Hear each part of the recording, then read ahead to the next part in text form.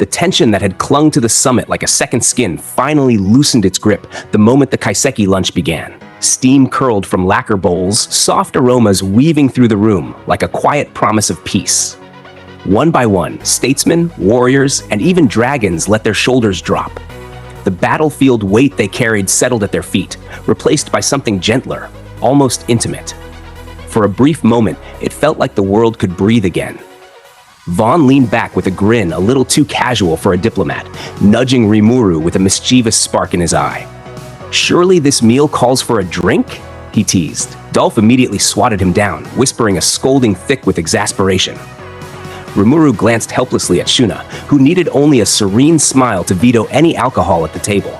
Even so, Benimaru couldn't resist tossing in a line that ignited the room with laughter. "We could always bring out our finest black spell sake." That was the atmosphere. Playful, familial, warm in a way no council chamber ever allowed. And then it shattered. A soft sound broke the rhythm, quiet but sharp enough to slice the room apart. Caligulio's shoulders trembled.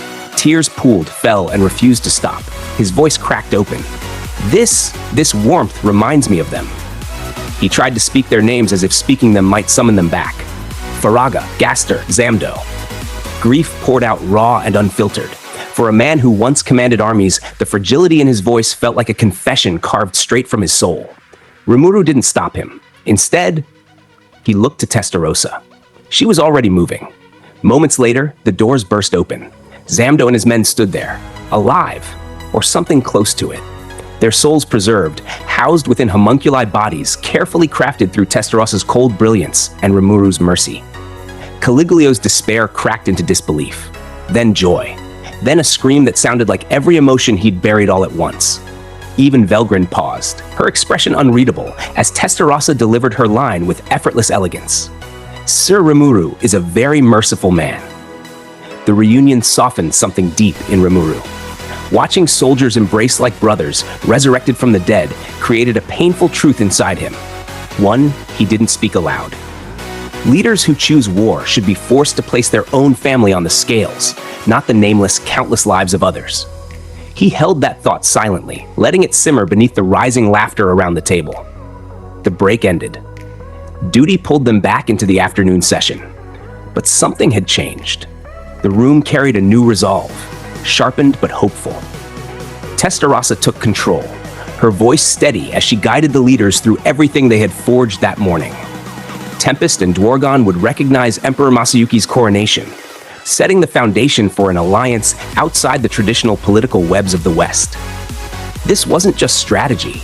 It was a declaration of a new world built through cooperation instead of conquest. Dwargon offered to rebuild the fractured borderlands, stitching together the scars left by the Magitank assault. A Magitrain line, ambitious, monumental, would transform the very path the Empire once used for violence into a road toward unity. Rimuru couldn't hide the spark in his eyes. Construction always brought out a different part of him, a part that dreamed in foundations and futures. Tempest would provide ideological support. Testarossa would embed herself inside the Empire to break old mindsets and suffocate resistance before it could grow fangs. Because the Empire's people, they didn't know loss. They didn't understand what their defeat meant. People untouched by the price of war often became the most dangerous. That's why minutes would calm the nobles, Caligulio would unify the fractured military, and Testarossa, smiling like a queen of knives, would handle the silent saboteurs. Mas would watch from the shadows. If persuasion failed, well, she had her ways. Rimuru narrated it simply, almost casually. These schemers couldn't be eliminated. They had to be redirected. Velgrynd snorted. "Why not just kill them all?" she would have said. But the strategy wasn't brutality. It was precision. The tension thinned when the discussion drifted to Venom becoming Masayuki's bodyguard. Velgrynd's warning collided with Diablo's devotion, turning the moment into dark comedy. Diablo bowed, voice full of sinister loyalty. Use and abuse him all you want. Plans solidified. Gratitude spilled from the Imperial side, but Rimuru brushed it away with a line that hit harder than he expected. "Thank us once all the work's completed." That simple sentence steeled Minutes' posture, set Caligulio's resolve, woke something fierce in the room. They were ready. But unity always fractures when the enemy is too big to face head-on. And this enemy wasn't big, it was ancient. Gazelle asked the inevitable question, "Can you beat them?" Rimuru didn't lie. "I can't guarantee victory, but I won't lose." Determination replaced promises. The images appeared. Labyrinth invaders, existence values that rivaled Tempest's elite officers.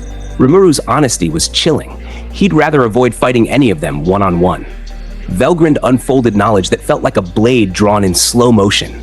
These were ancient beings tied to Veldanava. The versions they'd seen were weakened projections. Their true forms existed elsewhere, stronger, older, far more terrifying. But she held a trump card. Dimensional combo, an ability that could destroy body and echo alike. Rimuru couldn't help the awe. Really? Velgrynd is just too awesome. Even he couldn't hide the tremor of respect. Silence tightened the room. Vaughn voiced what everyone else swallowed. They had no way to win. But politics provided a strange relief. Dwargon was too small a threat to prioritize. Motives shifted the conversation, turning fear into logic. If the enemy wanted to revive Veldanava, they'd target power. Veldora, Velzard, maybe Milim. Velgrynd dismissed part of the fear. Milim was beloved by Veldanava. Harming her would doom any resurrection.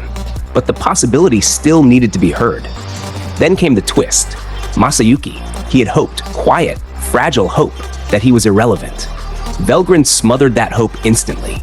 "You're absolutely being targeted as well." Panic trembled inside his retainers. Without the labyrinth's revival safety net, Masayuki's life had become a gambler's coin toss. The feast that night felt like a reward for surviving the storm of truth. It wasn't just food, it was art. Beet soup rich with color, duck gizzard confit melting on the tongue, zeppeline airy enough to float, vegetable couscous like jeweled sands under candlelight, spear tuna grilled with the precision of a master. And that was only the opening act. Tank prawn panna cotta, battleship fish involtini, fortress crab spaghetti that tasted like a symphony.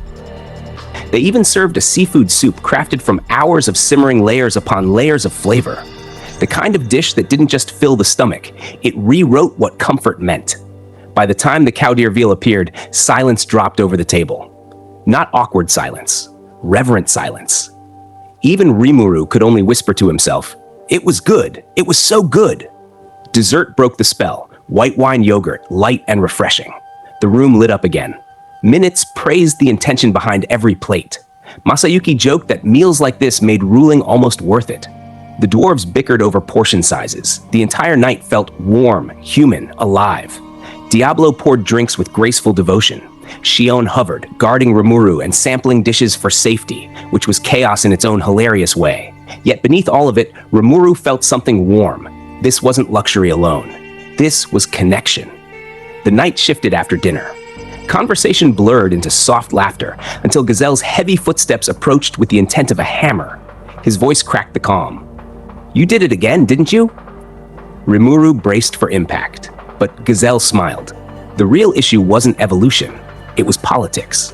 The world had watched the war. They needed explanations. Lies might work on the Western nations, but not on everyone, especially not that girl. When Rimuru casually said her name, Elmesia, the Heavenly Emperor of Thalion, the entire lounge froze. Gazelle went pale.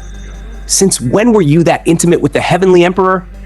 To Rimuru, it was a Magitool call. To everyone else, it was like casually chatting with a myth. Diablo praised him. Shion chimed in proudly. Caligulio and Minutes analyzed the implications. Velgrynd teased without explaining. Rimuru said nothing, but he quietly vowed to keep some secrets buried. Not everyone needed to know about Mjolnir or the Red G network. The summit closed. The world began to move again. Alliances, deployments, reinforcements.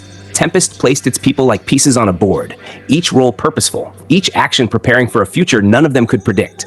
And just when the gears began to settle, a voice echoed in Rimuru's mind. Cold, ancient, absolute. "We are holding a Walpurgis Council right now. All members are hereby summoned." Guy Crimson.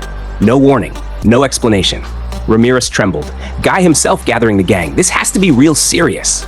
The air thickened like storm clouds swallowing the sun. Shion, Diablo, Shuna gathered at Rimuru's side. Space cracked open.